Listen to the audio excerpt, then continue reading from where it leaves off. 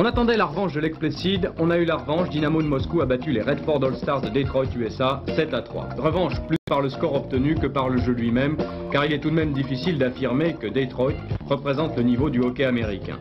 Sur la glace de la patinoire d'Anglet, ils ont su défendre ces Américains. Une défense parfois agressive, à preuve ces 3 buts qui ne doivent rien au hasard. Mais face au Dynamo de Moscou, 3e équipe mondiale, une victoire américaine. Dynamo a montré aux spectateurs d'Anglet ce qu'est le hockey de haut, de très haut niveau.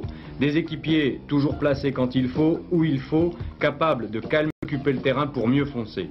Dynamo, c'est la précision même. Aucun puck, aucun palais ne quitte une crosse si ça n'est pour arriver sur une crosse amie.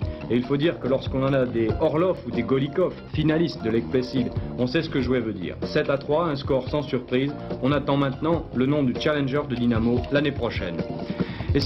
Permis de découvrir la pureté du hockey, la véritable révélation de ce 3e tournoi international reste l'équipe de France. Peu représentative en somme, car privée des élèves de Grenoble, pour eux qui ont boudé le tournoi, les sanctions vont tomber.